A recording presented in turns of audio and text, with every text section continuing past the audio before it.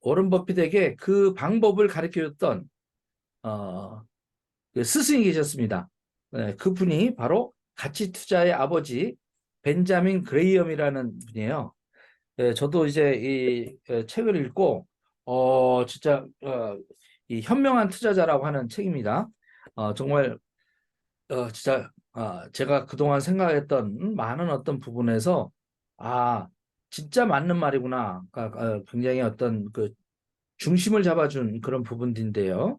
여러분들께서도 오늘 좋은 시간이 되실 거예요. 예, 어, 벤자민 그레이엄은 그럼 누구인가? 바로 이렇게 생기셨어요. 증권 분석의 창시자예요. 그러니까 증권 분석을 했던 그러니까 전문가들한테 대학 교수세요. 콜롬비아대.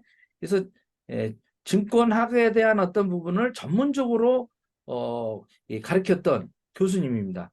그래서 영국 태생으로요. 미국의 투자자이면서 교수였고요. 증권 분석 창시자이자 가치 투자의 아버지로 널리 알려져 있습니다. 저서로는 현명한 투자자, 증권 분석, 벤자민 그레임의 자서전 이렇게. 근데 이제 저희가 증권 분석 같은 거는 너무 그 전문적인 어떤 부분이고요. 뭐 펀드 매니저나 이런 사람들이 그 어쨌든 그 펀드 매니저가 되면 거의 그 선배들이 이거부터 읽고 와라고 하는 어떤 그런 책이라고 합니다. 근데 이제 현명한 투자자는 보통 사람들한테 투자는 이렇게 해야 된다라고 하는 어떤 가이드, 어떻게 보면 투자 바이블이에요. 그러니까 증권 주식의 이것을 정립한 어떻게 보면 증권 분석의 창시자라고 할 수가 있죠. 그래서 거의 이 성경과 같은 주식 투자의 성경과 같은 것을 지으신 분이 벤자민 그레임이고요. 그레임은 25년 이제 또 1980 몇 년생이에요. 근데 이제 투자 설립을 해가지고 30년간 연평균 17%. 그 당시 때 이거 연평균 17%를 계속 30년간 낸다라는 거는 기록적인 겁니다. 그레임이 그 청산 가치라고 하는 것들을 굉장히 중요시 생각했어요. 무슨 얘기냐면 그 회사를 갖다가 주식을 살 때 그냥 오르고 내리고 하는 어떤 변동성에서 그 사는 게 아니라 그 낮은 비율. 그때 또 우리 배웠죠? PBR. 네, 총 자산 가치를 이제 그 비율로 하는 거예요. 그다음에 높은 ROE 우리가 배우고 있었죠. 이런 것들을 최초로 계량화해 가지고 정리한 거예요. 그러니까 청산 가치는 뭐냐? 회사가 갖고 있는 어떤 자산이 부채를 이제 그때 만약에 청산했을 때 자산이 더 많아야 된다라는 거죠. 그래야 어떻게 손해보는 사람이 없다라는 거예요. 이런 어떤 부분을 계량화했던 투자 전략가로 굉장히 유명하고요. 특히 뭐 워런 버핏의 스승으로 더 유명하죠. 그리고 또 버핏은 그의 저서에서 현명한 이 투자자를 읽고 스스로 감동받고 그래서 직접 어떻게 저자를 찾아가 제자가 되도록 콜롬비아 대학에 들어갔다라는 얘기예요. 그래서 강의를 듣게 되었고 그레이엄이 어떻게 총애를 받게 되는 거죠. 그래서 그 그레임의 안전마진과 그 다음에 이 가치 투자에 대한 어떤 개념을 전수받아서 실질적으로 투자에 가장 큰 성공을 거둔 그리고 이 모든 어떤 근대의 이 가치 투자에 대한 어떤 그것을 성공을 거두게 되는 어떤 밑바탕 시업께서 기업 분석이라고 하는 어떤 부분이 기초가 되는 기업 분석을 통해서 그 회사가 갖고 있는 실질적 가치, 그래서 그런 부분을 갖다가 계량화하는 것을 이렇게 어떻게 기본으로 만들었던 풍토를 만들었던 그런 어떤 두 분이 된 거죠. 현명한 투자자에게는 자신이 하는 사업을 제대로 파악할 것. 이게 네 가지 원칙이에요. 자기가 하는 사업을 갖다가 정확하게 파악하지 못하면 어떻게 해요? 투자하지 말라는 거예요. 그리고 대리인을 감독할 수 없거나 대리인이 유능하나 믿을 만하지 못한다면 맡기지 말 것. 이 대리인이라고 하는 것은 그 회사의 경영자를 얘기해요. 그 경영자가 제대로 하는지를 감독이 안 되고 그 사람의 어떤 그 어떻게 보면 경영 능력에 따라서 이 사업을 갖다가 180도로 바뀔 수 있기 때문에 굉장히 경영인을 중요시했어요. 그래서 무슨 얘기냐면 그레이먼은 주식을 사고 파는 것들이 이익 창출에 대한 어떤 부분이 아니라 내가 회사의 공동 소유자가 돼서 같이 경영하는 어떤 부분이라고 개념을 잡았어요. 예, 그래서 내가 경영한다면 나하고 같이 예, 그내 일을 갖다 맡기는 대리인, 그 경영자가 잘 해주기를 바라는 어떤 능력자라는 거예요. 양심도 밝고 투명하게 경영하면서 그 다음에 경영 능력이 탁월해야 된다는 거죠. 그렇지 않으면 안 된다. 그런 회사가 아닌 곳은 투자하지 않는다. 그리고 확실한 기대값이 수차로 계산되지 않는 사업. 그러니까 애매하다라는 거죠. 뭐 이렇게. 근데 이제 그 매출 대비 이익, 영업이익 이런 어떤 활동에 대한 어떤 부분에 내용이 정확하게 가치가 드러날 수 있는, 그것도 평균으로 계산이 될 수 있는 그런 곳이 아니면 투자하지 말라는 거예요.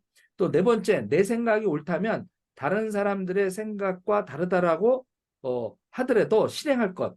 이 네 가지 원칙을 갖다가 투자 원칙으로 해서 요 내용이 처음에 들으면 다 맞는 말 아니야. 근데 굉장히 디테일하게 돼 있다라는 거죠. 특히 내 생각이 옳다면 다른 사람의 생각이 다르더라도 실행할 것. 굉장히 이게 중요한 말인데요. 지금 현재는 이제 주식이 이제 8월 달, 9월 달, 10월 달 3개월 동안 1월 달서부터 7월 달까지 올라놨던 거를 다 반납하는 그런 폭락장이 왔어요. 자, 어떻게 보면 3개월 동안 폭락장이 왔지만 내가 갖고 있는 주식이 내가 갖고 있는 그 회사가 미래 발전이 있는 회사라고 분석이 확실히 됐다면 다른 사람이 팔더라도 그때요 불안해하지 않고 그걸 갖고 있을 수 있는 그 힘, 남이 생각이 다른 사람들이 뭐 하더라도 요 다른 사람이라고 하는 것은 이따가 나중에 미스터 마켓이라고 하는 것으로 풀었습니다. 그래서 그 다른 생각이 다르더라도 내가 옳다라고 확신이 든 거는 실행하라는 얘기예요. 그럴 만큼 내가 분석이 철저히 돼야 된다라는 뜻으로 이해를 하시면 됩니다. 자, 그리고 그리고 이제 이 책의 첫 번째 장에 딱 되면 당신은 투자자가 되시겠습니까? 투기꾼이 되겠습니까? 라고 이렇게 딱 경고를 해요. 그래서 투자자는 내가 아까 얘기한 대로 그 회사를 같이 경영하는 마음으로 그 회사를 같이 가꾸고 같이 경영하는 마음으로 이렇게 정성껏 지속적. 그러니까 뭐 오늘 좀 회사가 뭐 조금 나쁜 그런 그 일이 있다 하더라도 그렇죠? 홀라당 팔지 말라는 얘기예요. 이 회사에 어떤 내가 가치가 있다면 정말로 함께하는 그런 마음으로 정성껏 같이 경영하면서 농사 짓는 농부의 마음으로 수확할 때까지 열매가 맺을 때까지 어떻게 같이 가라는 마음이에요. 그래서 주주로서 이제 가서 주주총회 때 건의도 하고 근데 어떻게 우리나라는 지금 돈 놓고 돈 먹기식의 투기꾼으로 본다라는 거죠. 그냥 돈 넣어서 내가 오늘 차트에 오르면 팔고 그 회사가 어떤 회사인지 모르고 이게 얼마 전에 또 영풍제지 그 저기 작전 세력들이 들어와가지고 막 뛰었잖아요. 그러면 그거 막 그냥 작전에 쫓아가가지고 같이 했는데 어떻게요? 바로 거래 정지 당하지 않습니까? 그러면 이제 상패 당하는 거예요. 그럼 다 날리는 겁니다. 돈 놓고 돈 먹기는 바로 투기꾼들이 하는 것이다. 결국은 어떻게요? 예, 잠시는 딸 수 있어도 지속적으로는 못 따고 결국은 자기의 어떤 그 원금을 다 잃고 떠나게 되는 그런 투기꾼이 사실은 훨씬 더 많다라는 겁니다. 그래서 여러분은 어떻게 첫 장에 딱 윌리엄 그레이엄이 현명한 투자자가 되기 위해서는 투기꾼이 아니라 투자자가 돼야 된다. 현명한 투자자가 돼야 된다라고 하는 그런 어떤 이름을 한 겁니다. 아시겠죠? 그래서 이걸 딱 구별했어요. 투자는 철저한 분석을 통해 철저한 기업 분석을 통해 원금을 안전하게 여기서 안전하게는 안전마진이라는 개념이 있습니다. 안전하게 지키면서 만족스러운 수익을 확보하는 것. 그러니까 만족스러운 수익이에요. 내가 원하는 어떤 부분이 뭐 10%, 20% 이게 아니라 이 회사가 갖고 있는 가치가 10배, 20배, 100배가 오를 때까지 그런 어떤 같이 성장하는 어떤 것들을 열매를 같이 나누는 것. 그래서 만족스러운 수익을 확보하는 것. 이게 이 말에 다 들어가 있습니다. 그렇지 않으면 투기다. 그래프에서 사고 팔고 막 하는 거는 그건 다 투기로 보는 거예요. 그래서 증권사에서 돈을 빌리는 특히 신용 매수는 모두 투기다. 신용, 미수 쓰는 거 있잖아요. 그래서 절대 하지 않을 거 제가 주식 이제 이렇게 우리 딸들한테도 얘기를 하면서 절대 하지 말아야 할 게 신용 미수 쓰는 것. 그건 투기다라는 거죠. 그래서 증권사는 이 사실을 고객에게 꼭 알려야 한다. 이렇게 아예 책에다 써놨어요. 신용 매수를 권장하는 증권사는 투기금을 조장하는 것이라고. 예, 그리고 주식 투자에는 투기적 요소가 기본적으로 있대요. 그래서 사람들이 거기에 빠진다라는 거예요. 근데 그 투기적 요소를 위험을 최소화할 수 있는 노력을 해야 되는데 그 최소화할 수 있는 것은 바로 공부를 해서 그 기업의 가치를 철저하게 분석해낼 수 있는 그런 부분들이 투기적 요소를 줄일 수 있다는 거죠. 투기적 요소가 있다 하더라도 이것을 신중하게 위험을 줄이면 현명한 투자가 된다는 거예요. 그렇지만 않으면 어떻게? 감당하기 어려울 정도 많은 돈을 걸면 어떻게 해요? 어리석은 투자가 되는 거예요. 내가 이익이 어디서 나올지도 모르면서 막 투자하는 거 있지 않습니까? 그런 것들 안 된다는 거예요. 대부분이 폰지 사기다라는 얘기입니다. 그런 어떤 부분들 잘 이해를 하시고요. 그래서 여러분들은 투자자가 될 것입니까? 투기꾼이 될 겁니까? 이걸 얘기를 하고 있어요. 자, 그래서 트럼프는 또 이런 말을 했어요. 오를 때를 기다리는 것은 투기고 오르게 만드는 건 투자다. 그러니까 적극적으로 경영하라는 겁니다. 우리 이 트럼프 아저씨, 그죠? 참 저럴 때 보면 저분이 대통령이었나 생각해봐요. 저렇게 표정을 짓는 거 보면. 그래도 하여튼 멋쟁이에요. 어쨌든 타고난 사람이에요. 자, 그러면 현명한 투자자라고 하는 것은 뭐냐 이게. 이걸 이해하려면 미스터 마켓이라고 하는 어떤 것을 이해해야 됩니다. 미스터 마켓이라고 하는 것은 주식시장을 의인화한 것이에요. 그러니까 사람으로 생각하는 거예요. 그래서 그는 모든 사람들의 심리가 다 모여 있는 거예요. 매일매일 변덕스러워요. 근데 이 주식시장이라는 게 매일매일 변덕스러워요.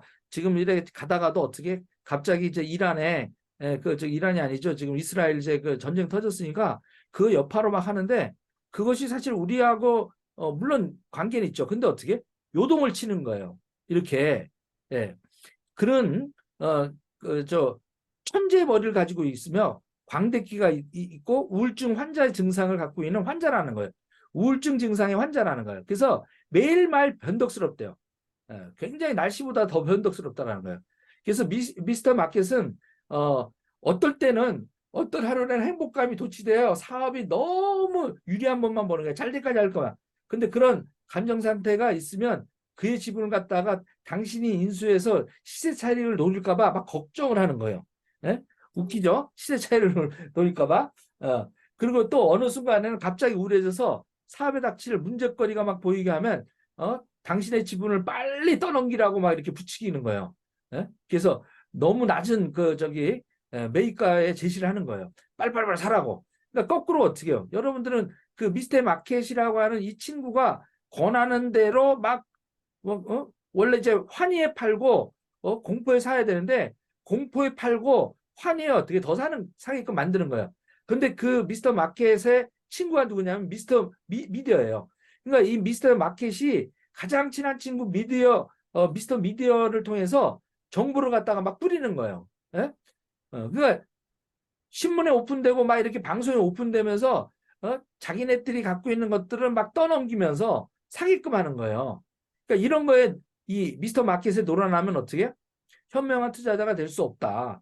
그러니까 이런 어떤 광고에 의해서 또 이거에서 뭐 소문에 있어서 매일매일 아침 뭐 저녁 나스닥이 어떻고 코스닥이 어떻고 뭐 막 이렇게 계속 정보를 갖다가 하는데 거기에 웃고 울고 이렇게 하지 말라는 거예요. 그럼 병난다라는 얘기입니다. 그래서 편안한 마음으로 내가 주식을 할 수 있으려면 이 미스터 마켓의 조울증에 휘둘려서 같이 그냥 헷갈리면 안 되고 기업의 가치평가나 회사 자체에 대해서 월등히 내가 이해하고 확신이 있으면 만약 어떻게 그 사람들이 확신이 없으면 그 사람 심리 게임에 무너진다라는 거예요. 그래서 반드시 공부를 하고 투자를 해야 되는 이유가 현명한 투자자다. 그래서 기업의 내재 가치를 개량화하여 투자하는 사람들, 바로 이 사람들이 바로 현명한 가치 투자자다라고 정의를 내렸던 거예요. 그래서 이 워런 버핏과 벤자민 그레엄은 주식시장을 단기적으로 예측하기는 어렵지만 장기적으로는 예측 가능하다는 것을 알 수 있다는 겁니다. 그 기업이 그 시장 환경이 중장기적으로 어떻게 이렇게 변화될 거라고 하는 것은 예측 가능하고 그것을 개량할 수 있다는 겁니다. 그래서 가치 투자는 아주 단순하다. 기업의 진정한 가치를 따져보는 내재 가치, 그리고 어떻게 손해보지 마라. 안전마진을 확보할 수 있는 그 기업을 찾아서 내재 가치가 있고 안전마진이 확보되어 있는 이 두 가지 원칙을 잘 지켜서 내가 선택하면 주가가 내재 가치보다 싸면 지금이 지금 살 때예요. 지금 에코 그룹, 그다음에 포스코 홀딩스 이런 것들은 지금 사야 되는 어떤 기회입니다. 두려워하지 말고 사라는 거예요. 주변에 어떤 소문을 듣고 어떻게 헷갈리지 말라는 거예요. 이 주변이나 소문이 뭐야? 다 미스터 마켓이에요. 반대로 주가가 내재 가치가 보다 높아져서 안진마진이 사라지면 주위에 아무도 좋다고 떠들어도 팔아야 된다는 거예요. 주변에서 다 좋다라고 하면 어떻게 해요? 그때 떠나라는 거예요. 그때. 예. 그래서 성공한 투자자들은 모두 대중을 따라가지 않고 과감하게 반대 방향으로 갈 수 있는 힘이 있는 사람들을 얘기합니다. 아시겠죠? 여러분들도 투기꾼이 되시겠습니까? 현명한 가치 투자자 되겠습니까? 이게 워런 버핏을 200조 자산을 모은 100달러로 시작했던 그것이 11살에 시작했던 것이 어떻게 이제 92세에 세계 최고의 어떤 부자 반열에 오른 그런 어떤 아주 단순하면서도 그 60년 넘게 그러니까 거의 80년 넘게 투자를 하면서 매일매일 지켰던 것이 어떻게 이 미스터 마켓에 제시하는 변동 가격에 현혹되지 말고 기업의 실질적 가치를 철저히 분석하여 시장가가 가치에 비해 쌀 때 매수해서 기업 가치만큼 도달할 때 팔라. 이걸 지켜왔다라는 겁니다. 그래서 안진마진이라는 건 이거예요. 현재 가지고 있는 이 회사가 갖고 있는 내재 가치는 이렇게 성장하는데 매출과 그다음에 매출이익, 영업이익이 그렇게 증가하는 것에 확실한 곡선이 있는데 어떻게 시장에서는 아직 어떻게 해요? 밑에 있다. 그러면 어떻게? 그때 사라는 거예요. 이렇게 밑에 떨어져 있을 때 사라는 거예요. 그때 확보를 해놓으라는 겁니다. 그래서 사실은 지금이 굉장히 중요한 시기입니다. 그래서 실제로 매수하는 어떤 부분은 이 실질적 가치, 내재 가치, 실질적 가치라고 평가되는 어떤 그 부분보다 이 폭이, 이 마진 갭이 클수록 좋다라는 겁니다. 그래서 마진 갭이 이렇게 쭉 밑으로 갔다가 어떻게 올라와서 마진 갭이 좀 더 올라갈 때, 그리고 그것을 높이 시장 마켓 밸류가 더 과열이 될 때, 과열되기 전에 팔라는 얘기입니다. 그래야 안전마진이 나올 수 있다라고 하는 어떤 부분들. 그래서 오버밸류 되기 전에 팔아라는 거예요. 언더 밸류일 때 사라는 겁니다. 이게 그래서 투자에서 안전마진이란 아주 간단한 개념이라는 거예요. 내가 생각하고 있는 적정 주가, 이 적정 주가를 갖다가 이렇게 찾아내는 그런 공부는 따로 또 해야 됩니다. 오늘도 간단하게 얘기하겠지만 일정 수준의 가격을 투자자가 매수해서 내가 안전한 것을 확보하는 거예요. 그래서 안전 마진을 한 50%로 봅니다. 그래서 자본을 투입한 어떤 이것을 조사하는 어떤 안전 마진을 내가 확보하는 이유는 투입한 자본에 대해서 높은 수익률을 얻기 위해서요. 그 다음에 주식 가치보다 저평가된 주식을 찾기 위해서요. 그걸 사기 위해서요. 그리고 어떻게 해요? 투자자의 적정 주가 계산에 오류를 방지하기 위해서 내가 하는 거예요. 그러니까 고객의 안전마진을 갖다가 하는데 가장 중요한 것이 EPS입니다. 주당 순이익이라는 거요. 뭐 자세하게 할 필요 없어요. 그냥 간단하게 한 주당 한 주의 가치가 돈을 갖다가 얼마를 벌어들이냐 이게요. 이 한 주가 내가 한 주가 몇백 원을 버는지 몇천 원을 버는지 그걸 계산하는 어떤 부분이 있습니다. 그 다음에 성장률. 그래서 주당 순이익은 전체 단기 순이익, 그 회사가 갖고 있는 분기별로 하면 분기별로 나오죠. 실적이 분기별로 해가지고 만약에 1,000억이 남았다. 그게 1,000만 주다. 그럼 그걸 나누는 거예요. 그러면 한 주당 분당 순이익을 하다가 주당 순이익을 하게 되고요. 그 다음에 중요한 게 이 성장률이에요. 이 회사가 지속적으로 3년, 5년, 7년, 10년 이렇게 평균 성장률이 얼마가 되느냐 이게요. 그러면서 단기 순이익이 어떻게 따라 올라가느냐 하는 거예요. 단기 순이익에 대한 어떤 부분들도 같이 이렇게 보는 것. 매출 증가율과 단기 순이익의 증가율을 성장률을 보는 겁니다. 그래서 성장률이 높은 회사를 갖다가 하는 거예요. 그리고 그것에 주당, 실제 주가와 이 주당으로 나누면 내가 이걸 얼마 만에 살 수 있냐 이게. 만약에 내가 이익이 단기 이익이 100원, 1000원이에요. 1000원. 그런데 이 주가가 10,000원이에요. 그러면 그러니까 10년이 지나면 내가 이거 다 이 원금이 다 빠지지 않습니까? 이익으로. 그다음부터 모두 남는다라는 거예요. 이게 퍼예요. 예? 주당 주당 순이익으로 나누는 거예요, 주가를. 그리고 어떻게 그것에 대한 어떤 가치 이제 실질적으로 보면 성장률에 곱하기 2가 이제 퍼를 갖다가 나타낸다. 퍼. 그리고 ROE. 자본 내가 대비 자기 자본 수익률 우리 배웠죠? 그죠? ROE. 그죠? 그래서 내가 치킨집을 갖다가 1,000만 원 내서 100만 원씩 번다. 그럼 ROE는 10%예요. 10%의 마진을 남기는 사업이라는 거죠. 이런 것들을 구해서 맨 마지막에 최소 내가 원하는 수익률을 결정하는 거예요. 보통 15%로 봅니다. 연간 15%로 보는 거예요. 예.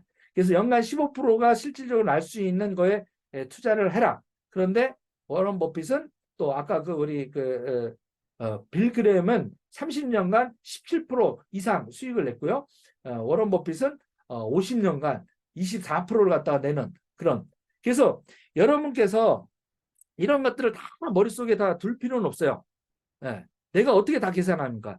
그 다음에 에코프로나 에코프로비엠, 그 다음에 포스코홀딩스 다 이런 식으로 계산합니다. 막 복잡하지만 여러분들이 복잡한 것은 계산할 필요가 없어요. 이 회사가 갖고 있는 매출이 얼마만큼 예상이 되고 있다. 이런 거 다 나오거든요. 수치들이. 그걸 합치는 거예요. 앞으로 에코프로 보면 10년 내로 400조 기업이 됩니다. 10년 내로. 대한민국에 400조 넘을 수 있는 회사는요. 포스코홀딩스, 그 다음에 LG에너지솔루션, 삼성전자, 에코프로 이 4개 회사밖에 없어요. 네. 그렇게 기억하시면 됩니다. 그래서 피터 린치라고 하는 어떤 부분은 아까 워런 버핏이 얘기하는 어떤 퍼와 EPS 이걸 갖다가 어떻게 또 나눠서 PEG라고 하는 어떤 개념, 가치 투자를 이어받은 거예요.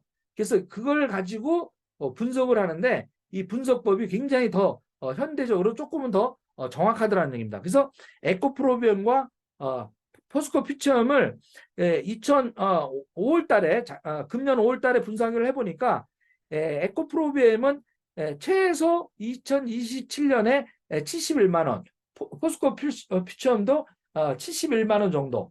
그래서 이런 어떤 부분들이 나오더라는 겁니다.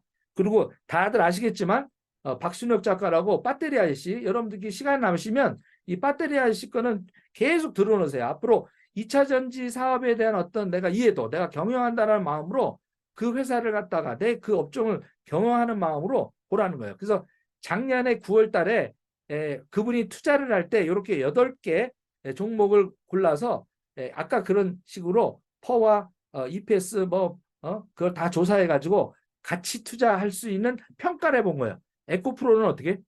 700만 원. 포스코는 800만 원 정도, 에코프로 보면 180만 원, LG화학은 1000만 원, 포스코퓨처는 150만 원. 이렇게 썼어요.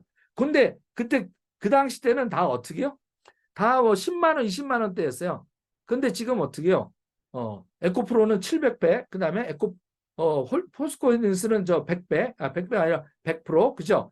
예. 근데 앞으로 더 오른다라는 얘기입니다. 그래서 2024년 요번에 다시 또 유튜브에 나오셔서 다시 한번 좀 보수적으로 이 가치 평가를 갖다가 해봤대요. 그래서 실질적으로 상승 내력이 제일 많이 남아 있는 것, 아직 덜 오르는 게 1등이 포스코홀딩스, 2등이 LG화학, 에코프로비엠, 에코프로 이런 순으로 나와 있습니다. 그러니까 4, 5, 6위는 안 하셔도 돼요. 그래서 1, 2, 3. 근데 2번은 LG화학은 좀 지켜보셔야 돼요. 가치평가로는 좋은데 주식이 안 올라요.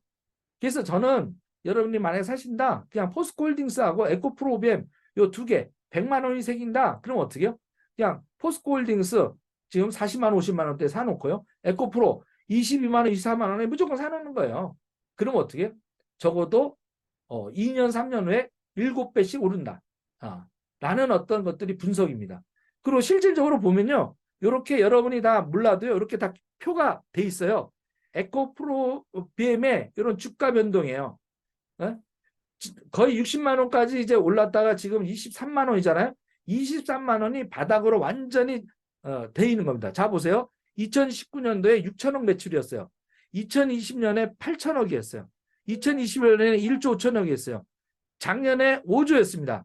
자, 2021년에서 2020년 한 해에 1조 4천억이 5조 3천억의 매출이 이렇게 성장하는 기업이 있었습니까? 그리고 5조에서 금년에 8조로 뜹니다. 아마 9조로 마무리가 될 거예요. 그리고 내년에는 10조가 넘어가는 겁니다. 그리고 중요한 거 2025년 이때 폭등한다라는 겁니다. 2025년에는 15조 내지 17조를 보고 있어요. 대한민국에 이렇게 성장률이 좋은, 그 다음에 마진이 확보되면서 당기 수익이 이렇게 쭉쭉 올라가는 ROE가 17%, 24%, 30% 되는 그 기업이 있습니까? 없다라는 거예요. 그래서 여기에다가 투자를 하시라는 겁니다. 그래서 여러분께서 머릿속에 고정관념, 다른 사람들이 생각하는 막 이런 것들에 하지 마시고요. 여러분들의 어떤 주관, 여러분들이 믿는 그런 어떤 그런 마음의 확신, 그걸 가지고 여러분 투자하셔서 모두 부자 되시기를 바라겠습니다. 제가 함께 하겠습니다.